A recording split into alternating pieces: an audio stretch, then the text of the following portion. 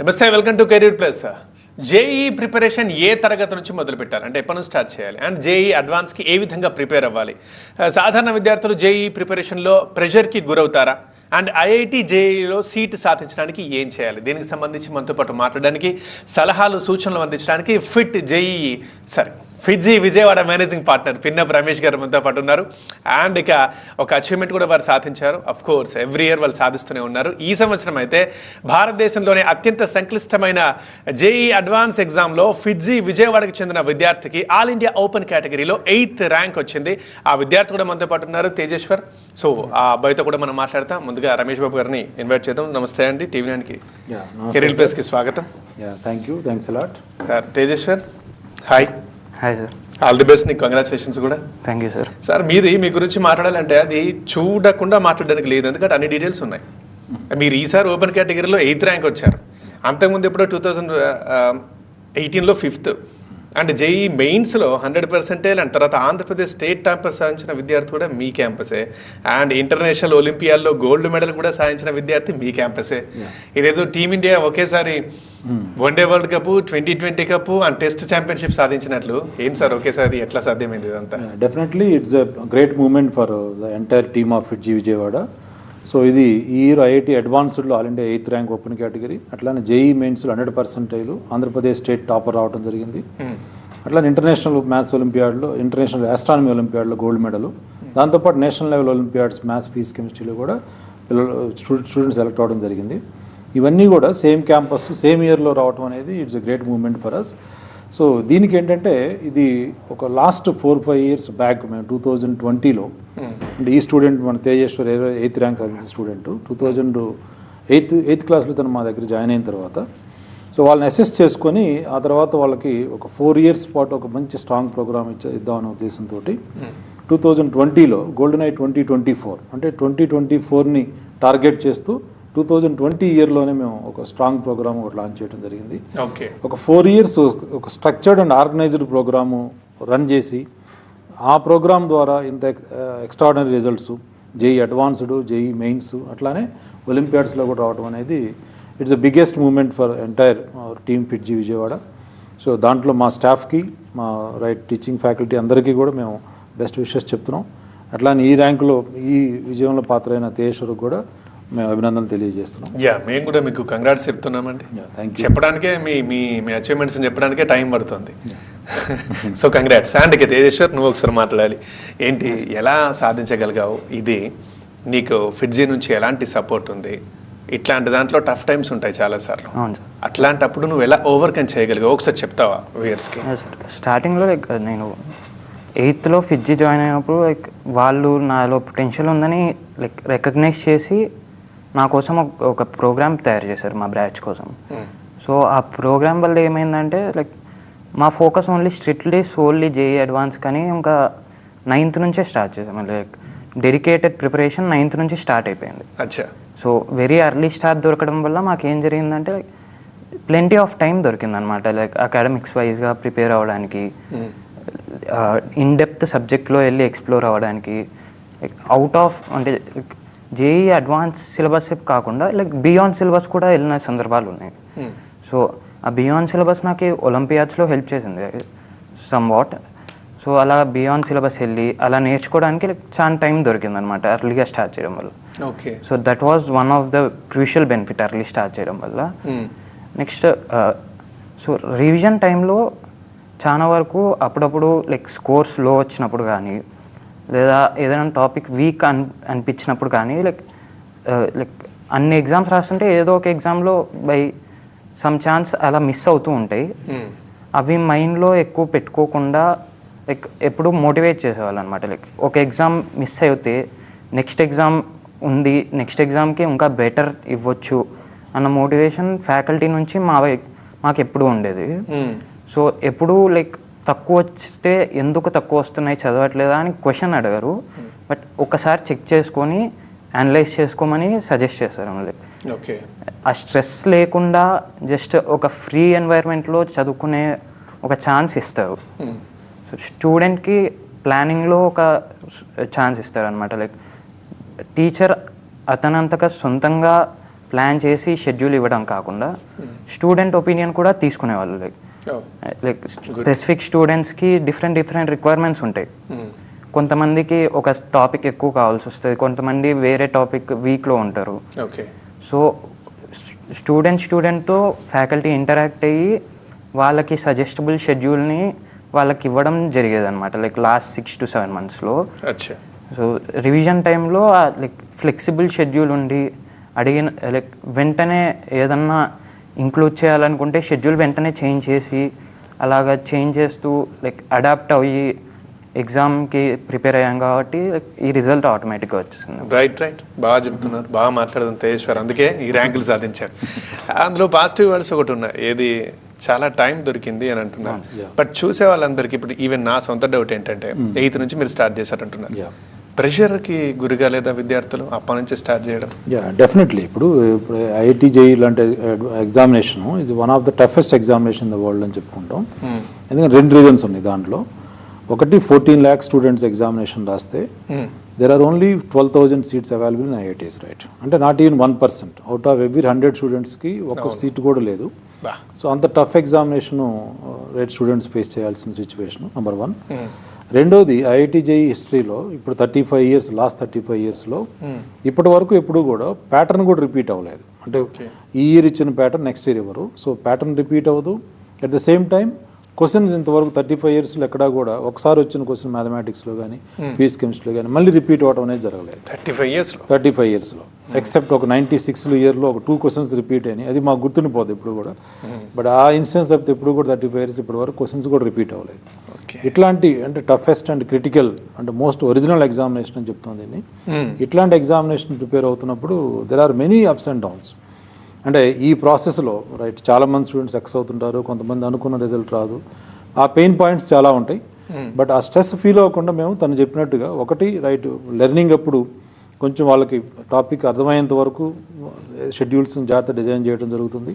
ఆ తర్వాత last 6 months రివిజన్లో especially ఒక 6 to 7 months వాళ్ళ రివిజన్ షెడ్యూల్లో ఏ స్టూడెంట్కి ఏ రిక్వైర్మెంట్ ఉంది దాని తగ్గట్టుగా ఎప్పటికప్పుడు మోడిఫై చేసుకుంటూ షెడ్యూల్ని, ఎస్పెషల్లీ తన విషయంలో కూడా లాస్ట్ మినిట్లో లాస్ట్ 2 months రైట్ మేము వచ్చినప్పుడు కూడా వీ ఫెల్ట్ 1 or 2 areasలో కొంచెం గ్యాప్స్ ఉన్నాయని అనిపించింది. సో ఒక మ్యాథమెటిక్స్లో డెఫినెట్ ఇంటిగ్రల్స్ అనే టాపిక్స్ కొంచెం అనుకున్న రేంజ్కి వెళ్ళట్లేదు అనే డౌట్ వచ్చింది మాకు. మళ్ళీ అప్పుడు తను మళ్ళీ ఒక షెడ్యూల్ అడ్జస్ట్ చేసి దానికి సపరేట్గా మార్నింగ్ 8 o'clock దానికి సపరేట్ టైం ఇచ్చి చేయించడం జరిగేది. అట్లానే ఆర్గానిక్. మీరు ఇప్పుడు ఇది ఎక్స్పెక్ట్ చేశారా? మేము ఇప్పుడు ఒక 10 below ర్యాంక్ కొడతాం వస్తారు మా స్టూడెంట్స్? టు ద ఫ్యాక్ట్ చెప్పాలి అంటే మాకు లాస్ట్ 2 years నుంచి కూడా AR1 కోసం ఎక్స్పెక్ట్ చేసాం మేము, రైట్? ఓకే, AR8 అనేది it's the biggest achievement, no doubt. But మేము స్ట్రాంగ్గా బిలీవ్ చేసి రన్ చేసిన ప్రోగ్రామ్ అయితే AR1 రావాలి అనే ఉద్దేశంతో రన్ చేసాం. బట్ ఇట్లాంటి ఎగ్జామినేషను రైట్ ఒక స్ట్రక్చర్డ్ అండ్ ఆర్గనైజ్డ్ ప్రోగ్రాంలో టాప్ 10 రావడం అనేది we are very happy for. But ఏమైనా రమేష్ బాబు గారు ఎన్ని రీజన్స్ చెప్పినా కానీ ఒకసారి మళ్ళీ మీ ప్రొఫైల్ చూస్తే లాస్ట్ ఒక 5-6 yearsలో 2 సార్లు ఆల్ ఇండియా ఓపెన్ కేటగిరీలో టాప్ 10 ర్యాంక్స్, ఒకేసారి all India 5th rank and 8th rank ఇప్పుడు మనం మాట్లాడుకుంటున్నాం. అండ్ 100 మంది విద్యార్థులు 50 లోపు 100 లోపు ర్యాంకులు సాధించారు. కొన్ని 100 మంది విద్యార్థులు ఇదే క్యాంపస్ నుండి ఐఐటి ఎన్ఐటి బిట్స్లో చేరారు. ఇది ఫిట్జీ రికార్డ్. ఇది ఎలా సాధ్యమవుతుంది? ఇది దీనికి ఆల్మోస్ట్ మాకు ఒక 20 years ఎక్స్పీరియన్స్ తోటి వచ్చిన అవుట్పుట్ ఇది. ఈవెన్ స్టేట్ బైఫర్కేషన్ ముందు when we are taking care of Hyderabad branches చూస్తున్నప్పుడు కూడా 2008లో రైట్ మేము అప్పుడు బైఫర్కేషన్కి ఉంటే ముందు బ్యాచెస్ రన్ చేసినప్పుడు వీ గాట్ 50 below 4 ర్యాంకులు, ఆల్ ఇండియా 12, ఆల్ ఇండియా 29, 44, 45 అట్లా 50 below 4 ర్యాంక్స్ వచ్చినప్పుడు హైదరాబాద్లో ఒక మంచి మూమెంటం తీసుకొచ్చాం మేము. సో అక్కడ నుంచి ఎవ్రీ ఇయర్ 100 లోపు ర్యాంక్స్, 50 లోపు ర్యాంక్స్, చాలా ర్యాంక్స్ ఇచ్చుకుంటూ వచ్చేసాం. సో అప్పుడు కూడా ఏంటంటే టాప్ 10లో 12th ర్యాంక్ వచ్చిన స్టూడెంట్ టాప్ 10 మిస్ అయింది అనే ఒక చిన్న పెయిన్ ఉండేది. But it's a strong program run చేసాం ఇక్కడ హైదరాబాద్లో. ఆ తర్వాత స్టేట్ బైఫర్కేషన్ తర్వాత విజయవాడ అనేది అసలు మొదటి నుంచి కూడా ఎడ్యుకేషన్కి మంచి హబ్. అక్కడ ఫిట్జీది ఇంకా చాలా స్ట్రాంగ్ మేము రైట్ బేస్ ఉండాలి మాకు అనే ఉద్దేశంతో స్టేట్ బైఫర్కేషన్ తర్వాత విజయవాడ బ్రాంచ్ని కూడా ఇక్కడున్న ఎక్స్పీరియన్స్ తోటి ఇంకా స్ట్రాంగ్ ప్రోగ్రామ్ డిజైన్ చేయడం జరిగింది. దానితోటే మనకి విదిన్ స్పాన్ ఆఫ్ 6 yearsలో ఒక 2 సార్లు all India top 10 rank, 5th rank and 8th rank. దాంతోపాటు కొన్ని 100 మంది, మేము గర్వంగా చెప్తున్నాం, కొన్ని 100 మంది విద్యార్థులు అక్కడ నుంచి ఐఐటీస్ ఎన్ఐటీస్ బిట్స్కి వెళ్ళారు. ఈ ఇయర్ కూడా ఆల్మోస్ట్ ఒక 180 to 200 స్టూడెంట్స్ ఐఐటీస్ ఎన్ఐటీస్ బిట్స్లో వాళ్ళు ఆల్రెడీ అడ్మిషన్ వచ్చింది. So very happy for that. But ఇక్కడతోటి కాదు, మేము అబ్జర్వ్ చేసిన దాంట్లో ఇంకా డెవలప్ చేయాల్సింది చాలా ఉంది. నెక్స్ట్ 5 to 10 ఇయర్స్కి మేము ఇంకా స్ట్రాంగ్ ప్రోగ్రామ్స్, ఇంకా ఇంకా స్పాన్ పెంచాలి అనుకుంటున్నారు. ఇంకా యావరేజ్ బ్యాచెస్ ఇంకా బిలో యావరేజ్ బ్యాచెస్ అట్లాంటి వాటిలో కూడా ఇంకా సక్సెస్ రేషియో పెంచుకోవాలనే ఉద్దేశంతో ఇంకా స్ట్రాంగ్ ప్రోగ్రామ్ చేయబోతున్నాం నెక్స్ట్ 5 to 10 ఇయర్స్. ఏమైనా సార్ గ్రేట్ ఎన్ని ఇన్స్టిట్యూషన్స్ ఉన్నాయి? ఎందుకంటే ఇప్పుడు ఇంతకుముందు మీరే ఒక పదం వాడారు, ఒరిజినల్ ఎగ్జామినేషన్ అంటామని. 35 ఇయర్స్లో 96 97 తప్ప మిగతా ఎప్పుడు రిపీట్ కాలేవని. ఇట్లాంటి టఫ్ ఎగ్జామ్లో మీరు ఇన్ని మంచి ర్యాంకులు సాధిస్తున్నారంటే నిజంగా అభినందించాలి. రైట్, ఇక IIT sir advance JEE advance ప్రిపరేషన్కి సంబంధించి చాలా మందికి క్వశ్చన్, ఎప్పుడు స్టార్ట్ చేయాలి? నిజంగానే 6th 7th 8th స్టార్ట్ చేయొచ్చా? కొంతమంది చేయొచ్చు అంటారు, కొంతమంది వద్దంటారు. అండ్ ఒకవేళ చేయాలి అనుకుంటే ఎలాంటి స్కూల్ ఆర్ ఎలాంటి కాలేజ్ బెటర్ అని మీరు సలహా ఇస్తారు? రైట్, ఇది అంటే జనరల్గా 90% పేరెంట్స్కి జనరల్గా ఉండే డౌట్ ఇది, ఏ క్లాస్లో స్టార్ట్ చేయాలనేది. 6th 7th 8th ఇవాళ రేపు చాలా చోట్ల ప్రోగ్రామ్స్ ఆఫర్ చేస్తున్నారు, ఐఐటి ప్రోగ్రామ్ అనేది. బట్ యాక్చువల్గా ఏంటంటే 6th 7th 8th ఆ టైంలో స్టూడెంట్ని అది అసెస్మెంట్ చేసుకునే పీరియడ్ అది మనం. సో వాళ్ళకి కొంచెం అడిషనల్ ఇన్పుట్స్ ఇచ్చి, ఇప్పుడు ఐఐటి వైపు కానీ లేదా నీట్ వైపు కానీ మ్యాథ్స్, ఫిజిక్స్, కెమిస్ట్రీలో అండ్ బయాలజీలో కూడా అడిషనల్ ఇన్పుట్స్ ఇచ్చినప్పుడు ఆ 6th 7th 8th మనకు ఒక అసెస్మెంట్ వస్తుంది స్టూడెంట్ది. Whether they are additional inputs తీసుకొని వీళ్ళు ఐఐటి లేదు నీట్ అట్లా ఆ లెవెల్కి వీళ్ళు ప్రిపేర్ అవ్వగలరా లేదా, ఆ స్ట్రెస్ తీసుకోగలరా లేదా అని ఒక అసెస్మెంట్కి రావాలి మనం. సో 6th 7th 8th అనేది ప్రిపరేషన్ టైం కాదు, అది అసెస్మెంట్ టైం అది. సో మనం కొంత అడిషనల్ ఇన్పుట్స్ స్టూడెంట్కి ఇచ్చి వాళ్ళు ఎట్లా రెస్పాండ్ అవుతున్నారో మన ఒక అసెస్మెంట్కి రావాలి. వన్స్ 8th క్లాస్ మిడిల్కి వచ్చేటప్పటికి మనకి అసెస్మెంట్ వచ్చిన తర్వాత whether they are incline towards IIT కావచ్చు లేదా నీట్ కావచ్చు, అప్పుడు 9th 10th 11th 12th 4 years ఒక సీరియస్ ప్రోగ్రామ్, ఒక డెడికేటెడ్ ప్రోగ్రామ్ స్టూడెంట్స్కి ఇచ్చినప్పుడు సక్సెస్ రేషియో పెరగడానికి బాగా అవకాశం ఉంటుంది. Like in his case Tejeshwar కేసులో కూడా 8th క్లాస్లో తను మా దగ్గరకు వచ్చినప్పుడు 8th class we have taken time to assess him. So ఆ 8th క్లాస్లో మేము తను అసెస్ చేసుకొని తను స్ట్రాంగ్గా ఉన్నాడు, ఇన్పుట్ తీసుకోగలడు అనుకున్నప్పుడు 9th నుంచి 4 years పాటు ఒక స్ట్రాంగ్ ప్రోగ్రామ్ తను డిజైన్ చేయడం జరిగింది. అట్లానే తనకి ఇప్పుడు ఆల్ ఇండియా 8th ర్యాంక్ రావటం, ఆ బ్యాచ్లో చాలామంది స్టూడెంట్స్ సక్సెస్ అవ్వడం జరిగింది. సో మై సింపుల్ కంక్లూజన్ ఇది 6th 7th 8th అసెస్మెంట్ పీరియడ్గా మనం ఉపయోగించుకోవాలి. 9th and 10th and 11th and 12th 4 సంవత్సరాలు ఒక స్ట్రాంగ్ ప్రోగ్రాంలో పిల్లలు ఉండాలి. తేజేశ్వర్ నల్లి సార్, బాంబే ఐఐటి కదా, ఒకసారి నువ్వు ఒక సలహా ఇస్తావా? ఐఐటి ఆన్లైన్లో నేర్చుకుంటే ఐఐటి సీట్ కొడతామా, మనం కొట్టచ్చా? లైక్ జేఈ ఎగ్జామ్ అనేది like very highly competitive exam.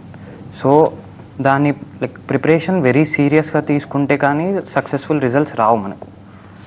So ఆ ప్రిపరేషన్ టైంలో డీవియేట్ అవ్వడం కానీ డిస్ట్రాక్ట్ అవ్వడం కానీ like it's not a good sign in that preparation. So మనము ఒకవేళ ఇంట్లో ఆన్లైన్లో క్లాసెస్ విని ఇంట్లోనే కూర్చొని ప్రాక్టీస్ చేయడం ఈజ్ డిఫరెంట్ ఫ్రమ్ క్లాస్ రూమ్లో టీచర్స్ చెప్పడం, అక్కడ క్లాస్లో కూర్చొని ప్రాక్టీస్ చేయడం. ఆన్లైన్ ఇంట్లో ఏమవుతుందంటే మనం ఒక్కరేమే ఉంటాము, లైక్ ఆ మూడ్ రాదు మనకి చదవాలని. అంటే కొంతమంది ఇంట్లో like they like home environment, కాకపోతే లైక్ క్లాస్ రూమ్ ఎన్వైర్న్మెంట్ అనేది లైక్ మనం చదవడానికి ఫేవరబుల్గా అంతా ఉంటుంది కాబట్టి లైక్ వెరీ ఫోకస్డ్గా మనం చదవడానికి వీలవుతుంది. ఇంట్లో ఉండి ఆన్లైన్లో నేర్చుకోవడం లైక్ అంత ఎఫెక్టివ్గా ఉండదు. సో ఆఫ్లైన్ కన్నా ఆన్లైన్ లెస్ ఎఫెక్టివ్. లైక్ కానీ ఆన్లైన్లో కూడా మనం ఒకవేళ మోటివేటెడ్గా ఉంది, మనం సెల్ఫ్ కంట్రోల్ ఉండి పేరెంట్స్ మనల్ని నీట్గా మానిటర్ చేసుకుంటూ డే బై డే యాక్టివిటీస్ అన్నీ చెక్ చేసుకుంటూ like it's not a problem. కాకపోతే I suggest offline is better. ఇంకా ఆన్లైన్లో ఏమవుతుందంటే మల్టిపుల్ కోర్సెస్ కనపడతాయి. ఓకే, కోవిడ్ తర్వాత ఆన్లైన్లో చాలా ఇన్స్టిట్యూట్స్ ఆన్లైన్ ప్రోగ్రామ్స్ రన్ చేస్తున్నాయి. సో మల్టిపుల్ ఉంటాయి. స్టూడెంట్స్ ఏం చేస్తారంటే ఒకటి అర్థం కాకపోతే ఇంకో దానికి కన్ఫ్యూజన్ ఎక్కువ అవుతుంది. మీరేం చెప్తారు ఇదే మాట? ఇప్పుడు ఆన్లైన్ ఆఫ్లైన్ రెండు ఏంటంటే, ఒకటి స్టూడెంట్కి ఉపయోగపడేది ఏది ప్లాట్ఫామ్ అయినా మంచిదే. మనం ఇన్స్టిట్యూషన్ వైపు నుంచి మాట్లాడకుండా నేను న్యూట్రల్గా మాట్లాడుతున్నాను. స్టూడెంట్కి ఉపయోగపడే ఏ ప్లాట్ఫామ్ అయినా మనం గౌరవించాల్సిందే. కాబట్టి ఇప్పుడు ఆన్లైన్లో ఒక చిన్న అడ్వాంటేజ్ ఏంటంటే, ఒకవేళ బోర్డు ప్రిపరేషన్ ఏదో 10th class or 12th class board examination prepare అవుతూ దాంట్లో ఒక 90-95% స్కోర్ చేయాలి అంటే ఆన్లైన్ వీడియోస్ చాలా వరకు ఉపయోగపడుతున్నాయి. దాంట్లో ఎందుకంటే ఒక ఫిక్స్డ్ సిలబస్ మీద ఉంటుంది, ఫిక్స్డ్ ప్యాటర్న్లో ఉంటుంది. టెక్స్ట్ బుక్లో ఇచ్చిన క్వశ్చన్స్ ఎట్లా సాల్వ్ చేయాలి, ఎట్లా ఆన్సర్ చేయాలనేది వాళ్ళు ఎక్స్ప్లెయిన్ చేస్తున్నారు. అది కనుక మనం ప్రొడ్యూస్ చేస్తే మార్కులు బాగా వస్తున్నాయి.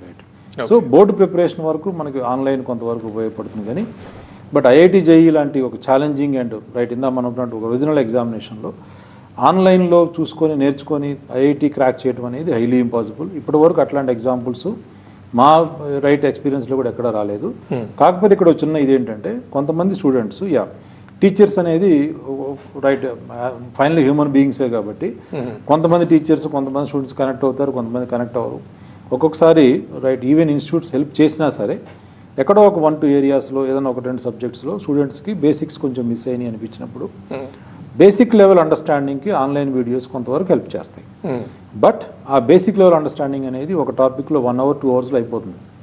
ఇక్కడ ఇప్పుడు కొంచెం ఇది అర్థం కాకుండా ఎక్కడ నష్టపోతున్నారంటే పిల్లలు ఆ 1-2 hours ఎంతో కొంత నేర్చుకున్నాడు కదా అని ఎక్సైట్మెంట్లో స్టూడెంట్ ఉన్నప్పుడు పేరెంట్ కూడా కొంచెం ఎమోషనల్ ఫీల్ అయిపోయి వాళ్ళ ఆన్లైన్లో అట్లానే ఒక ప్యాకేజ్ కట్టేయటము లేదు వాళ్ళ ఆన్లైన్లో వదిలిపెట్టడము దానికి చేస్తున్నారు. సో అదేమవుతుందంటే ఆ 2 hours 3 hours తర్వాత అక్కడ నేర్చుకునేది ఏముండదు, వాళ్ళు డిస్ట్రాక్ట్ అయిపోతున్నారు. సో స్టార్ట్ చేసినప్పుడు ఉండే ఎనర్జీ లెవెల్స్ ఫోకస్ లెవెల్స్ ఒక 1 week 10 days అయ్యేటప్పుడు ఉండవు. ఓకే, సో డిస్ట్రాక్ట్ అయిపోతారు. పిల్లలు నష్టపోతున్నారని తెలుసుకునేటప్పటికి పేరెంట్కి చాలా టైం స్పెండ్ చేస్తుంది, తర్వాత లాస్ పెరిగిపోతుంది. సో దీనికి నేను స్ట్రైట్ ఫార్వర్డ్గా ఇన్స్టిట్యూట్ తరపున కాకుండా ఒక న్యూట్రల్గా నేను ఇచ్చే సజెషన్ ఏంటంటే ఇన్ కేస్ మీ బాబో పాపో ఆన్లైన్లో నేర్చుకోదలుచుకుంటే అది ఐఐటి జేఈ సంబంధించింది అయితే అది డెఫినెట్గా 1-2 hours కంటే ఎక్కువ దాంట్లో కంటెంట్ ఉండదు. ఆ 1 hour 2 hour మీరు ఏదైనా హాల్లో కానీ లేకపోతే మీకు ఐ కాంటాక్ట్ ఉండే ప్లేస్లో కానీ కూర్చోబెట్టి వాళ్ళని మానిటరింగ్ చేస్తూ చదివించుకోండి. బట్ ఆ 1-2 hours బేసిక్స్ నేర్చుకున్న తర్వాత ప్రాక్టీస్ చేస్తేనే ఇట్లాంటి ఎగ్జామినేషన్ క్రాక్ చేయగలుగుతారు.